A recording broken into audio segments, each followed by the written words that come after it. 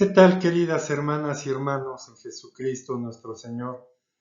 Les invito a que empecemos con una oración. Nos cubrimos con la sangre preciosa de Jesucristo, en nombre del Padre, del Hijo y del Espíritu Santo. Amén. Y recitemos juntos esta oración al Espíritu Santo. Espíritu Santo, amor unitivo del Padre y del Hijo, fuego sagrado que Jesucristo nuestro Señor trajo a la tierra, para quemarnos a todos en la llama del eterno amor. Te adoro, te bendigo y aspiro con toda el alma a darte gloria. Con este fin te hago esta ofrenda con todo mi ser, cuerpo y alma, espíritu, corazón, voluntad, fuerzas físicas y espirituales. Me doy a ti y me entrego tan plenamente como le sea posible a tu gracia, a las acciones divinas y misericordiosas de ese amor que eres tú, en la unidad del Padre y del Hijo. Llama ardiente e infinita de la Santísima Trinidad, deposita en mi alma la chispa de tu amor, para que la llene hasta desbordar de ti mismo, para que, transformada por la acción de tu fuego en caridad viva, pueda, con mi sacrificio, irradiar luz y calor a todos los que se me acerquen. Amén. La semana pasada profundizamos en la acción del Espíritu Santo en la Pascua del Señor. Vimos cómo el Espíritu Santo actuó con su poder divino en la resurrección y en la glorificación celeste de Jesús. Que si toda la existencia de Jesús se puede mencionar como obra de salvación, el misterio de su pasión dolorosa hasta entregar la vida y su gloriosa resurrección fue obra de salvación. Y como San Pablo escribe a los romanos, fue entregado por nuestros pecados y fue resucitado para nuestra justificación. Por lo que el Espíritu Santo tenía que estar presente en la Pascua de Jesús, su paso de este mundo al Padre. Como reflexionamos, el Espíritu Santo estuvo presente en las 3 etapas de la Pascua de Jesús. La última cena, donde Jesús revela al otro Consolador. En la pasión, donde conforta con todo su poder a Jesús y lo impulsa a ofrecerse como víctima inmaculada. Y en la resurrección gloriosa, donde comunica a Jesús vida inmortal y gloriosa. Y al ser entronizado Jesús a la diestra del Padre, recibe el Espíritu Santo prometido. Algo muy importante que sucedió en la última cena es que Jesús reveló a sus discípulos la tercera persona de la Santísima Trinidad. Estudiamos los testimonios valiosos que San Juan y la carta a los Hebreos nos proporcionan. Como la oblación sacerdotal de Jesús, que el autor de la carta a los Hebreos nos dice que Cristo por el Espíritu Santo se ofreció a Dios y que su sangre preciosa nos purifica de nuestras malas obras para rendir culto a Dios. El Espíritu Santo del cual Jesús estaba ungido lo impulsa a esa entrega a Dios en el momento más trascendente de su misión de salvación. Y de esa manera Jesús y el Espíritu Santo actúan conjuntamente en la hora cumbre del plan de salvación de Dios para toda la humanidad. Que el sacrificio de Cristo no es menos real que los sacrificios antiguos. Se derrama sangre, pero es la sangre de un ser sin pecado, animado por el Espíritu Santo. Por eso es eficaz para purificar las conciencias y unirnos a las personas con Dios. Que Dios no solo no libró a Cristo de la muerte, pues para eso había venido, sino que Dios transformó en una exaltación de gloria esa muerte. Que el Espíritu Santo llena a Jesús, lo sostiene y lo acompaña hasta apurar el cáliz de su pasión, del dolor y de la muerte. De esta manera, los acontecimientos que siguieron a la oración del huerto de Getsemaní no fueron sino la realización paulatina de la entrega absoluta y total de Jesús como víctima purísima que se ofreció a sí mismo al impulso del Espíritu Santo. En el Calvario, Jesús entrega el Espíritu. La misión está cumplida. La obra encomendada por el Padre ha sido realizada por Jesús. La salvación del hombre ha sido conquistada. Entonces ya pueden derramarse los bienes mesiánicos y la donación del Espíritu es el máximo regalo, y derramando el Espíritu Santo se inauguran los tiempos mesiánicos y se sella la nueva alianza con una humanidad regenerada.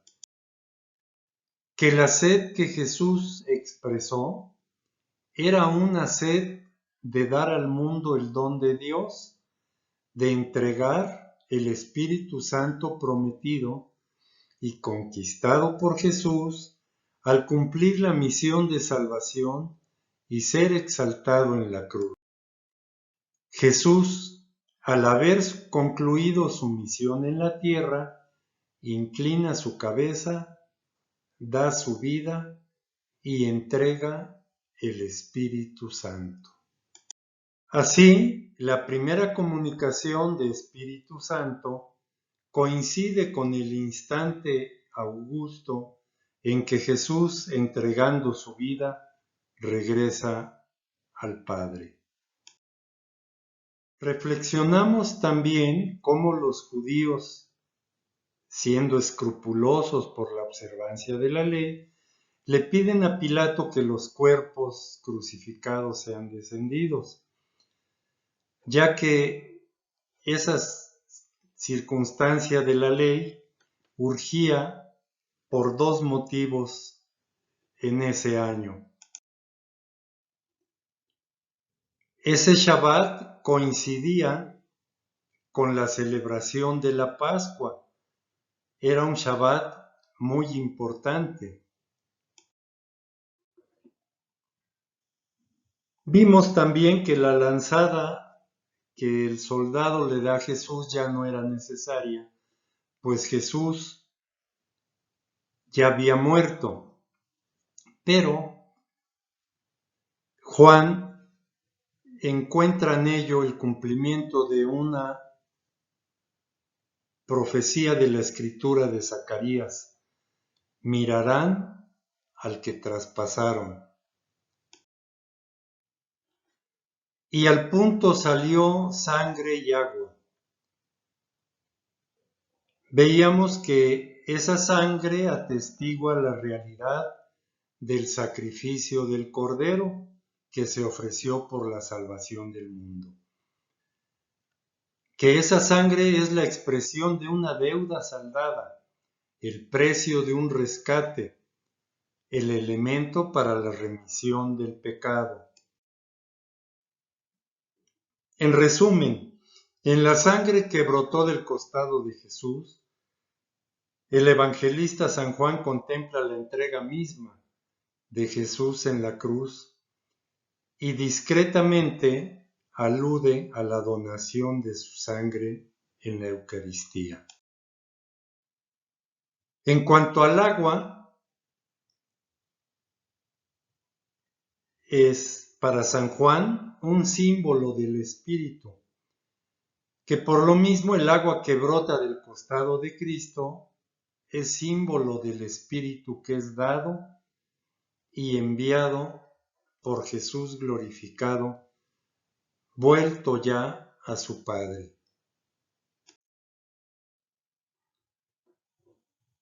Y vimos también cómo San Juan Pablo II, en su encíclica Dominum et Vivificantem, nos habla acerca de este momento y nos dice que el dolor de Dios en Cristo crucificado recibe su plena expresión humana por medio del Espíritu Santo. Y de esa manera se da un paradójico misterio de amor, ya que en Cristo Dios sufre siendo rechazado por la propia criatura. Y que el Espíritu Santo, como amor y don, desciende al centro mismo del sacrificio que se ofrece en la cruz. Que el Espíritu Santo consuma con el fuego de su amor este sacrificio, y dado que el sacrificio es un acto propio de Cristo, también en este sacrificio Cristo recibe el Espíritu Santo, y lo recibe de tal manera que después Jesús, solo con Dios Padre, puede darlo a los apóstoles, a la Iglesia y a la humanidad. En la glorificación de Cristo vimos que podemos distinguir 4 acontecimientos: la resurrección de Jesús, su ascensión al cielo, la entronización de Jesús a la derecha de Dios Padre y la unción de Jesús con el Espíritu Santo. También vimos que el Nuevo Testamento ofrece varios textos que se refieren a la acción que el Espíritu Santo desplegó en este misterio glorioso de Cristo Jesús. Así como Dios había obrado el milagro trascendente de la concepción virginal de Jesús mediante la acción creadora del Espíritu, así también ahora Dios resucita a Jesús mediante la acción omnipotente del Espíritu Santo. El Espíritu Santo, fuerza y poder de Dios, entró en acción para establecer y constituir a Jesús como el Señor lleno de poder. Por lo tanto, Jesús fue hecho Espíritu que da vida. Y que la resurrección de Cristo es el tipo de nuestra resurrección.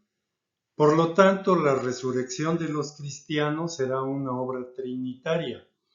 La realizará el Padre por Cristo y a imagen de la resurrección de Cristo, con el poder del Espíritu Santo.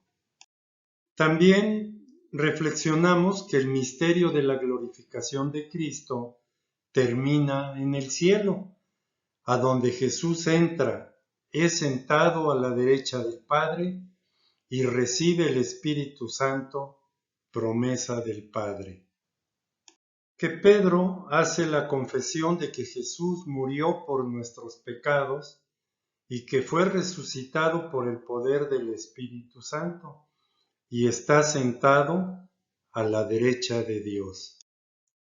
También estudiamos lo que el Catecismo nos dice acerca de que Jesús esté sentado a la derecha del Padre, que así es como se inaugura el reino del Mesías, y que en esa entronización celeste de Cristo, Jesús recibe del Padre el regalo supremo del Espíritu Santo, la promesa que Dios había hecho, lo recibe para derramarlo en sus discípulos y así nazca la Iglesia de Jesús. Que esa unción que recibió Jesús de Espíritu Santo es una unción de glorificación para constituirlo Señor de señores. Y como Jesús es Rey y sacerdote, al recibir esa unción en el cielo con el Espíritu Santo, queda constituido también como Rey de Reyes y Sumo Sacerdote. Que Jesús, al culminar su misión mesiánica y salvífica, comienza a ejercer su realeza y sacerdocio. Jesús es Rey y sacerdote, intercesor y mediador, pues puede presentar constantemente su sangre al Padre, implorando la salvación. Que Jesús derrama el Espíritu Santo sobre sus discípulos para que pueda nacer la Iglesia. El día de Pentecostés se consuma la Pascua de Cristo con la efusión del Espíritu Santo, que se manifiesta, da y comunica como persona divina. También leímos y profundizamos en la enseñanza de 3 numerales del Catecismo de la Iglesia sobre el derramamiento que Jesús hizo a los apóstoles y en ellos a la Iglesia del Espíritu Santo. Y comentamos, después de estudiar el misterio de la glorificación de Cristo y de haber sido ungido en el cielo con el Espíritu Santo, podemos comprender la promesa del agua viva, que conviene que Jesús se vaya para que nos envíe su Espíritu Santo y que reciban el Espíritu Santo, ya que el Espíritu Santo es el agua viva que Jesús da al que tiene sed, que se acerca a Jesús y cree en Jesús. La presencia de Jesús y del Espíritu no se oponen, pero es necesario que primero Jesús sea glorificado, pues el Espíritu será como el galardón conquistado por Jesús cuando haya cumplido la obra que el Padre le ha encomendado. Vimos que Juan refiere 2 momentos, uno en el que Jesús tiene que subir al Padre y otro en el que ya recibió del Padre el Espíritu Santo, se hace presente en el cenáculo y comunica a sus discípulos el Espíritu Santo. Y también vimos que en ese cenáculo primero les da la paz mesiánica y luego los envía. Como el Padre lo envió a Jesús, también Él envía a sus discípulos. Y de esa manera crea la misión de todos los discípulos, de toda la Iglesia, la misión de todos los bautizados. Y reflexionamos que Dios Padre está en el origen de toda misión apostólica, que del inmenso amor que el Padre tiene al mundo procede toda la historia de la salvación, y que para realizar esa misión de carácter universal es necesario recibir el poder de lo alto. Que Jesús realiza con sus discípulos una acción simbólica. Sopla sobre sus discípulos y les dice: recibid el Espíritu Santo. Que el soplo de Jesús significa que les comunica el don del Espíritu como fruto de la obra que el Padre le ha encomendado.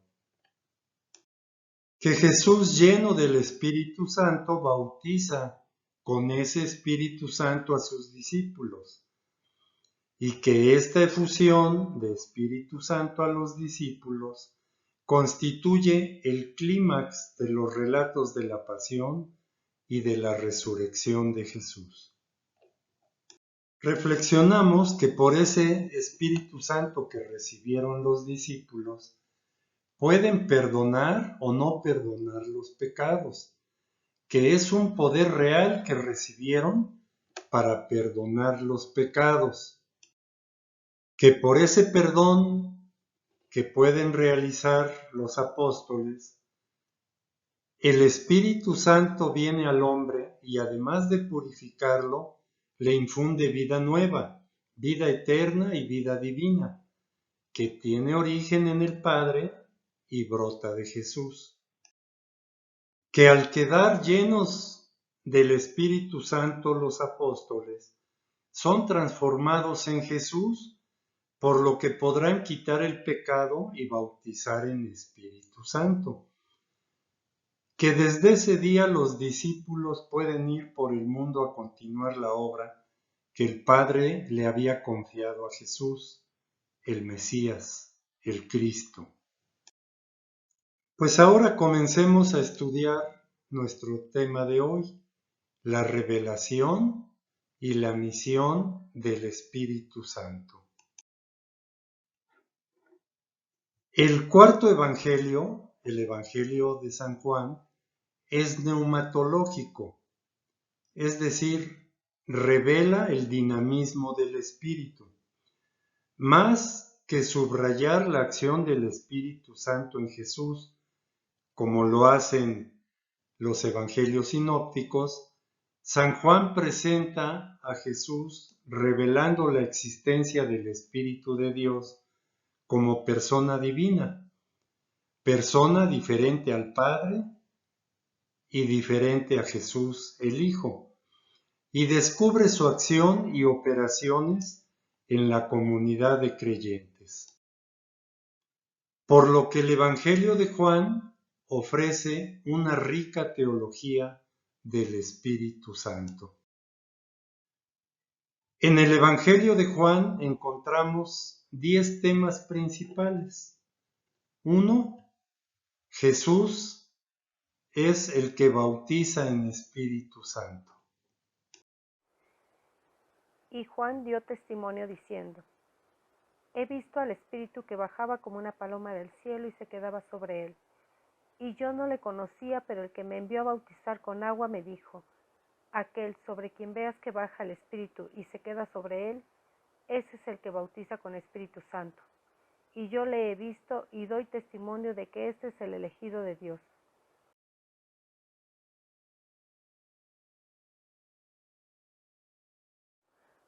Había entre los fariseos un hombre llamado Nicodemo, magistrado judío.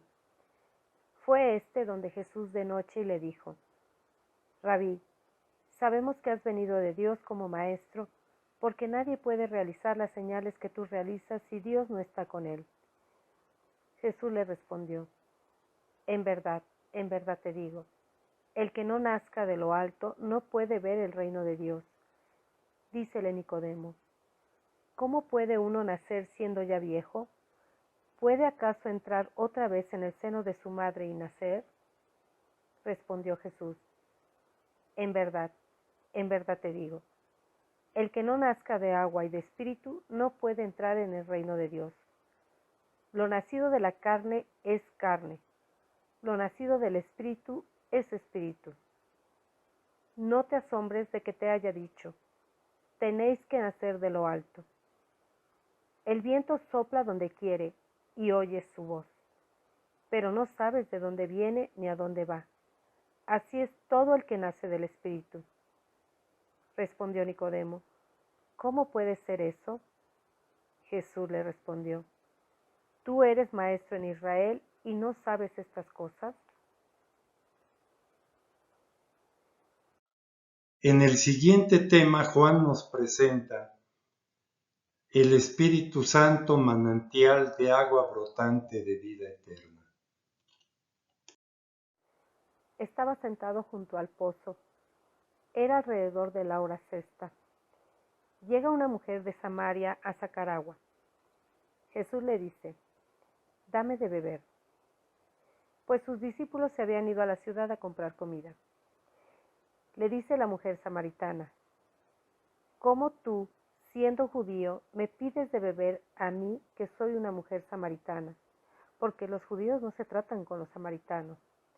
Jesús le respondió: si conocieras el don de Dios y quién es el que te dice, dame de beber, tú le habrías pedido a él, y él te habría dado agua viva.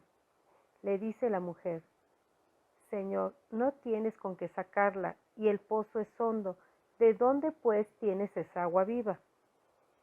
¿Es que tú eres más que nuestro padre Jacob, que nos dio el pozo, y de él bebieron él y sus hijos y sus ganados? Jesús le respondió: todo el que beba de esta agua volverá a tener sed, pero el que beba del agua que yo le dé no tendrá sed jamás, sino que el agua que yo le dé se convertirá en fuente de agua que brota para vida eterna. Le dice la mujer: Señor, dame de esa agua, para que no tenga más sed y no tenga que venir aquí a sacarla. En el tema 4, el Espíritu Santo, principio del culto nuevo. Él le dice: vete, llama a tu marido y vuelve acá. Respondió la mujer: no tengo marido. Jesús le dice: bien has dicho que no tienes marido, porque has tenido 5 maridos y el que ahora tienes no es marido tuyo. En eso has dicho la verdad. Le dice la mujer: Señor, veo que eres un profeta. Nuestros padres adoraron en este monte y vosotros decís que en Jerusalén es el lugar donde se debe adorar. Jesús le dice: créeme, mujer, que llega la hora en que ni en este monte ni en Jerusalén adoraréis al Padre. Vosotros adoráis lo que no conocéis, nosotros adoramos lo que conocemos, porque la salvación viene de los judíos. Pero llega la hora, ya estamos en ella, en que los adoradores verdaderos adorarán al Padre en espíritu y en verdad, porque así quiere el Padre que sean los que le adoren. Dios es espíritu, y los que adoran deben adorar en espíritu y verdad. Le dice la mujer: sé que va a venir el Mesías, el llamado Cristo. Cuando venga, nos los explicará todo. Jesús le dice: yo soy el que te está hablando. El Espíritu Santo, principio de vida, en este tema 5. Pero sabiendo Jesús en su interior que sus discípulos murmuraban por esto, les dijo: ¿esto os escandaliza? Y cuando veáis al Hijo del Hombre subir a donde estaba antes, el Espíritu es el que da vida, la carne no sirve para nada. Las palabras que os he dicho son espíritu y son vida. Pero hay entre vosotros algunos que no creen.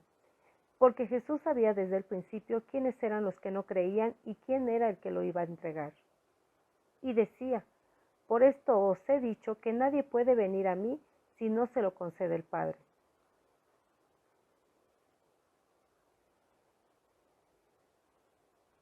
En el tema 6, Juan nos presenta: el Paráclito estará con ustedes para siempre. Y si el Espíritu de aquel que resucitó a Jesús de entre los muertos habita en vosotros, aquel que resucitó a Cristo de entre los muertos dará también la vida a vuestros cuerpos mortales por su Espíritu que habita en vosotros. En el siguiente tema, el Paráclito enseña y recuerda. Y exaltado por la diestra de Dios, ha recibido del Padre el Espíritu Santo prometido y ha derramado lo que vosotros veis y oís.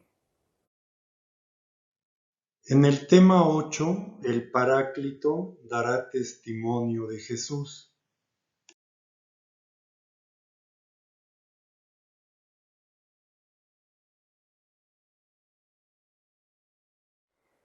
Cuando venga el Paráclito, que yo os enviaré de junto al Padre, el Espíritu de la verdad que procede del Padre. En el siguiente tema, el Espíritu Santo mostrará al mundo su pecado. Y cuando Él venga, convencerá al mundo en lo referente al pecado, en lo referente a la justicia y en lo referente al juicio. En lo referente al pecado, porque no creen en mí. En lo referente a la justicia, porque me voy al Padre y ya no me veréis. en lo referente al juicio, porque el príncipe de este mundo está juzgado. Por último, en el tema 10, el Paráclito guiará a los discípulos en la verdad. Mucho tengo todavía que deciros, pero ahora no podéis con ello. Cuando venga Él, el Espíritu de la verdad, os guiará hasta la verdad completa, pues no hablará por su cuenta, sino que hablará lo que oiga, y os anunciará lo que ha de venir. Él me dará gloria, porque recibirá de lo mío y os lo anunciará a vosotros. Todo lo que tiene el Padre es mío, por eso he dicho, recibirá de lo mío y os lo anunciará a vosotros. Vamos entonces ahora a estudiar tema por tema. Empecemos por el primero, Jesús el que bautiza en Espíritu Santo. La primera mención que hace San Juan del Espíritu Santo es el testimonio que dio Juan el Bautista de Jesús, el que bautiza en Espíritu Santo. Y Juan dio testimonio diciendo, he visto al Espíritu que bajaba como una paloma del cielo y se quedaba sobre él. Y yo no le conocía, pero el que me envió a bautizar con agua me dijo, aquel sobre quien veas que baja el Espíritu y se queda sobre él, ese es el que bautiza con Espíritu Santo. Y yo le he visto y doy testimonio de que este es el elegido de Dios. En el fondo de este relato podemos descubrir fácilmente unas alusiones muy claras a los textos del profeta Isaías. Saldrá un vástago del tronco de Jesé, y un retoño de sus raíces brotará. 2. Reposará sobre él el espíritu de Yahvé, espíritu de sabiduría e inteligencia, espíritu de consejo y fortaleza, espíritu de ciencia y temor de Yahvé. He aquí mi siervo a quien yo sostengo, mi elegido en quien se complace mi alma. He puesto mi espíritu sobre él, dictará ley a las naciones. El espíritu del Señor Yahvé está sobre mí, por cuanto me ha ungido Yahvé. A anunciar la buena nueva a los pobres me ha enviado, a vendar los corazones rotos, a pregonar a los cautivos la liberación y a los reclusos la libertad. Jesús podrá hablar de las cosas de Dios, de las realidades del cielo. Porque aquel a quien Dios ha enviado habla las palabras de Dios, porque da el Espíritu sin medida.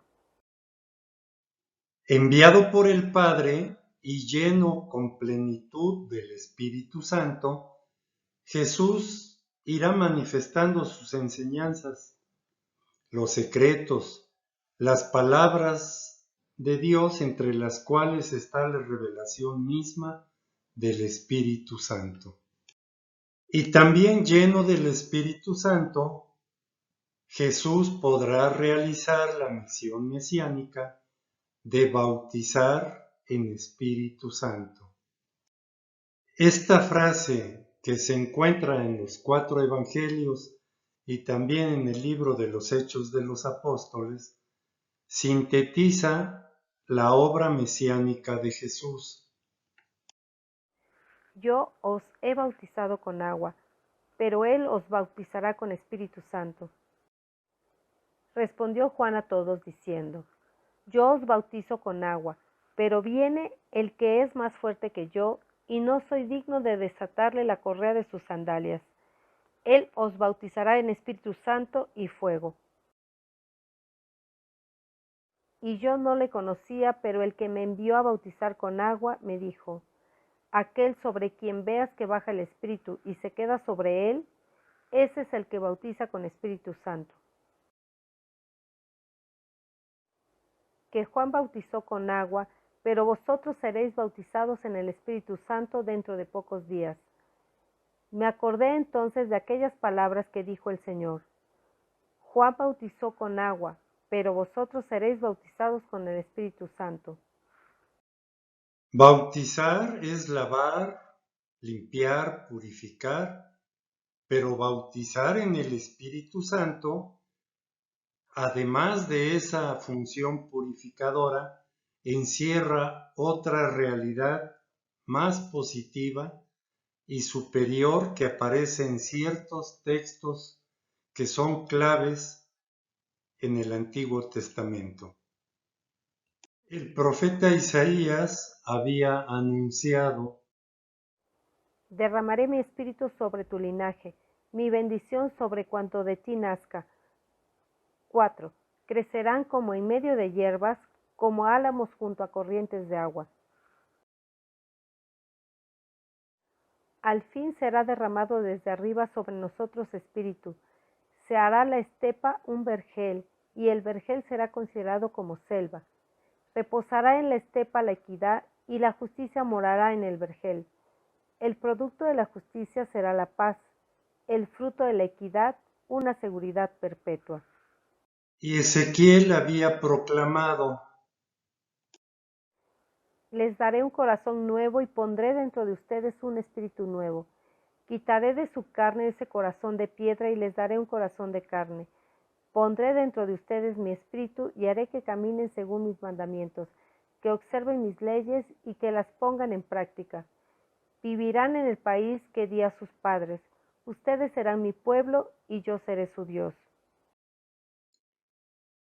En estos textos aparece el Espíritu de Dios como principio de fecundidad espiritual, como principio de purificación y de renovación interior, como principio de fidelidad a las exigencias divinas, en virtud del cual se podrá realizar la alianza definitiva de Dios con su pueblo. Pero es a través de Jesús como Dios llevará a cabo esa sublime misión. La misión de Jesús será purificar, lavar, bautizar, renovar a los hombres con ese espíritu, con la donación e infusión de ese espíritu divino. Si bautizar en agua es purificar a una persona derramando agua sobre ella o sumergiéndola en el agua, bautizar en el Espíritu Santo será también derramar o sumergir al creyente en el mismo Espíritu Santo, el cual producirá en la persona una purificación profunda y una consagración espiritual. Para que Jesús pueda bautizar en Espíritu Santo, es necesario que primero sea exaltado en la cruz y que regrese a su Padre. Una vez que Jesús haya sido glorificado, de su cuerpo glorioso se derramará como una fuente inagotable el don del Espíritu Santo sobre la humanidad entera. El último día de la fiesta, el más solemne, Jesús puesto en pie gritó: si alguno tiene sed, venga a mí y beba. El que crea en mí, como dice la Escritura, de su seno correrán ríos de agua viva. 3. Esto lo decía refiriéndose al Espíritu que iban a recibir los que creyeran en Él, porque aún no había Espíritu, pues todavía Jesús no había sido glorificado. Pero yo os digo la verdad, os conviene que yo me vaya, porque si no me voy, no vendrá a vosotros el Paráclito, pero si me voy, os lo enviaré. Ahora estudiemos el tema 2, el Espíritu Santo, autor del nuevo nacimiento, que San Juan nos lo narra en el capítulo 3, del versículo 1 en adelante. El Evangelio de San Juan nos transmite la revelación de una de las obras más características que realiza el Espíritu Santo en el discípulo de Jesús. Vemos que el Espíritu Santo es el autor del nuevo nacimiento. Ese nuevo nacimiento es un nacimiento de lo alto que lo hace nacer y vivir como hijo de Dios. El Espíritu Santo es quien comunica la vida divina, la vida eterna, la vida sobrenatural, a través del sacramento del bautismo. Había entre los fariseos un hombre llamado Nicodemo, magistrado judío. Fue este donde Jesús de noche y le dijo: Rabí, sabemos que has venido de Dios como maestro, porque nadie puede realizar las señales que tú realizas si Dios no está con él. Jesús le respondió: en verdad te digo, el que no nazca de lo alto no puede ver el reino de Dios. Dícele Nicodemo: ¿Cómo puede uno nacer siendo ya viejo? ¿Puede acaso entrar otra vez en el seno de su madre y nacer? Respondió Jesús: en verdad te digo, el que no nazca de agua y de espíritu no puede entrar en el reino de Dios. Lo nacido de la carne es carne, lo nacido del espíritu es espíritu. No te asombres de que te haya dicho: tenéis que nacer de lo alto. El viento sopla donde quiere y oyes su voz, pero no sabes de dónde viene ni a dónde va. Así es todo el que nace del Espíritu. Respondió Nicodemo: ¿Cómo puede ser eso? Nicodemo pertenecía al grupo de los fariseos. Era un jefe. Nicodemo era un rabí o maestro versado en las Escrituras. Era uno de los 71 miembros del Sanedrín. Por lo tanto, se trataba de un personaje importante en los círculos religiosos de Jerusalén. Se presenta de noche.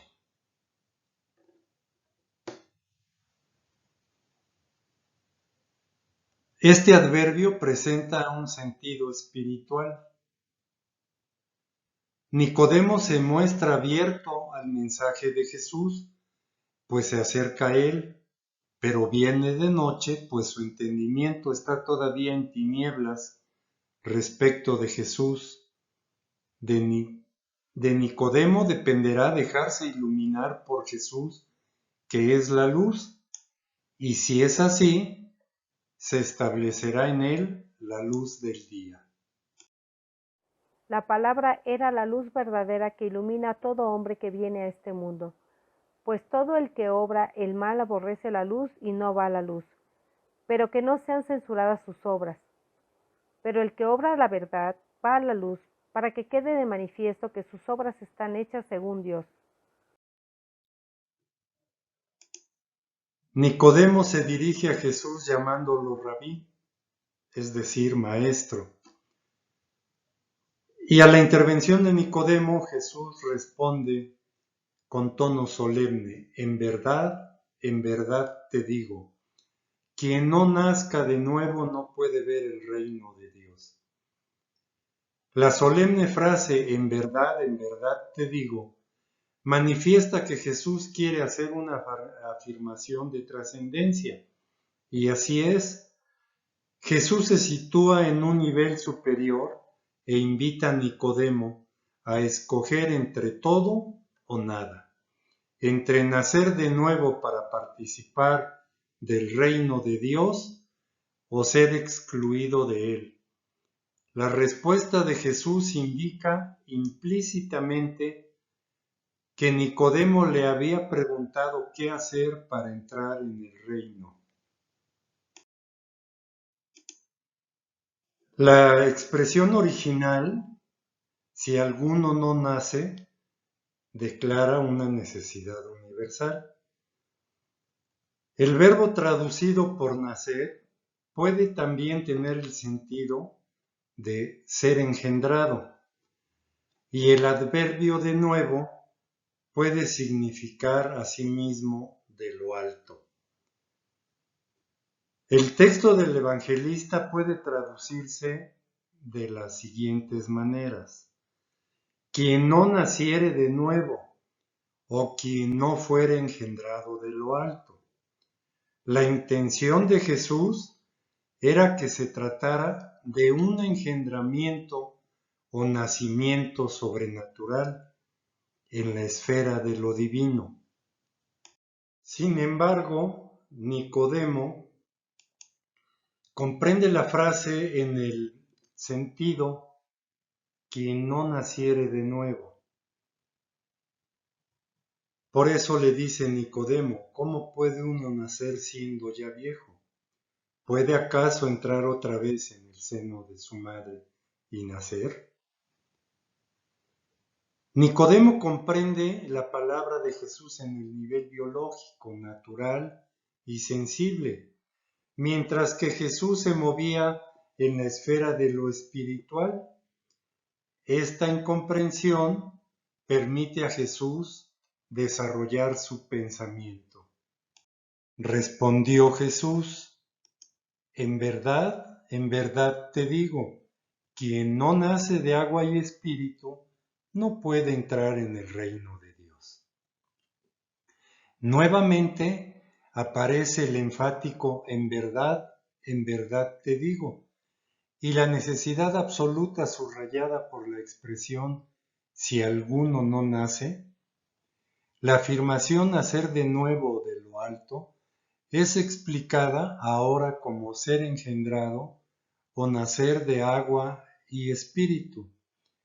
Los dos sustantivos carecen de artículo y dependen de una sola preposición. ¿Qué significa la afirmación de Jesús? Ante todo, así como todo hombre entra en el mundo porque su padre lo engendra, así también, para que un hombre pueda entrar en el reino de Dios, necesita ser engendrado por el Padre de los cielos o nacer de Dios. Todo el que ha nacido de Dios no comete pecado porque su germen permanece en él, y no puede pecar porque ha nacido de Dios. Pues habéis sido reengendrados de un germen no corruptible, sino incorruptible, por medio de la palabra de Dios viva y permanente. Pero a todos los que la recibieron les dio poder de hacerse hijos de Dios, a los que creen en su nombre. La vida eterna le viene al hombre de Dios Padre, a través de su Hijo, a quien le ha dado la vida y el poder de comunicarla. Porque, como el Padre resucita a los muertos y les da la vida, así también el Hijo da la vida a los que quiere. Porque el Padre no juzga a nadie, sino que todo juicio lo ha entregado al Hijo, para que todos honren al Hijo como honran al Padre. El que no honra al Hijo, no honra al Padre que lo ha enviado. En verdad os digo, el que escucha a mi Padre y cree en el que me ha enviado, tiene vida eterna y no incurre en juicio, sino que ha pasado de la muerte a la vida. En verdad os digo, llega la hora, ya estamos en ella, en que los muertos oirán la voz del Hijo de Dios, y los que la oigan vivirán. Porque como el Padre tiene vida en sí mismo, así también le ha dado al Hijo tener vida en sí mismo. La vida natural la tiene el hombre por medio del soplo creador. La vida eterna la tendrá también gracias a la fuerza y el poder del neuma o espíritu divino. Pero el texto no dice ser engendrado de Dios, sino del Espíritu. Pues bien, según la tradición bíblica, Dios es la fuente de la vida, pero la vida brotó en la tierra gracias al Espíritu de Dios que se cernía sobre las aguas primordiales. Además, según el Génesis, el hálito vital es el signo sensible de la vida, y ese hálito vital le vino al hombre de parte de Dios Creador, que sopló sobre él. La tierra era caos y confusión y oscuridad por encima del abismo, y un viento de Dios aleteaba por encima de las aguas. Entonces Yahvé Dios formó al hombre con polvo del suelo, e insufló en sus narices aliento de vida, y resultó el hombre un ser viviente. La mención explícita del agua es una alusión directa al sacramento del bautismo. Gracias a la acción misteriosa del Espíritu, se entra en el reino de Dios, se nace de nuevo, se adquiere vida eterna. La alusión al agua nos lleva a pensar que en la acción vivificante del Espíritu causa su efecto mediante el agua bautismal que baña al creyente.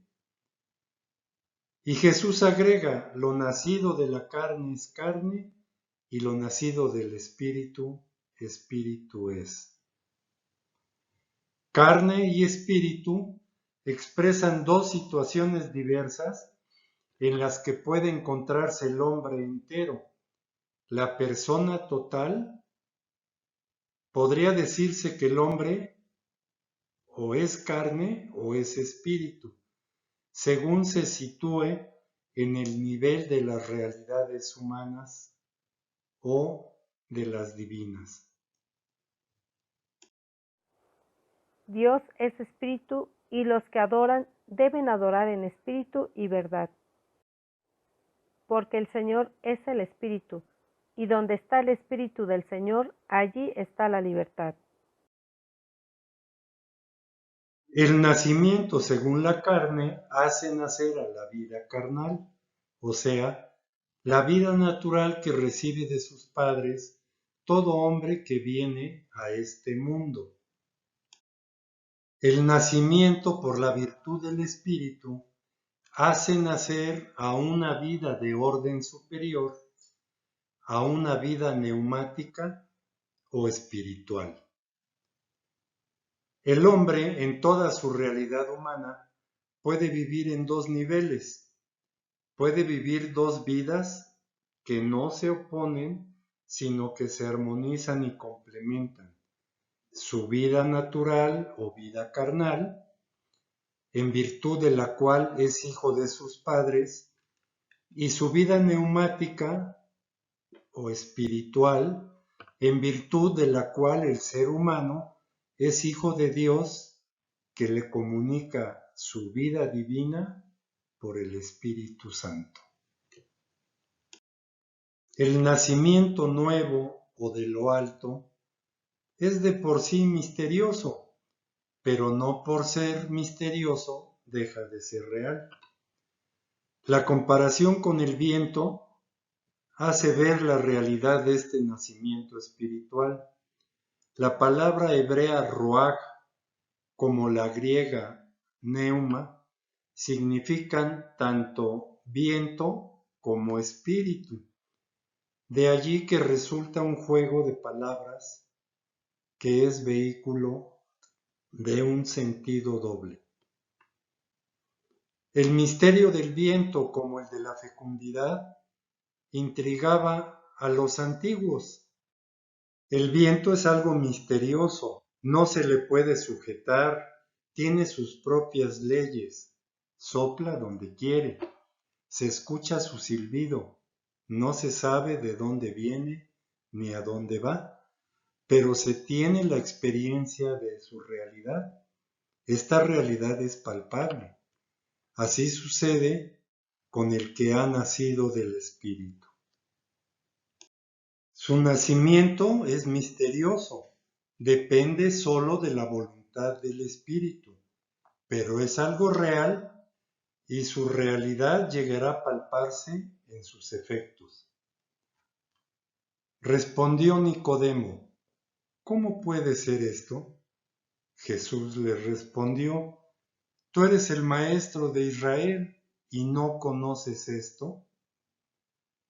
Nicodemo no ha comprendido, no ha podido elevarse al nivel en que se ha situado Jesús.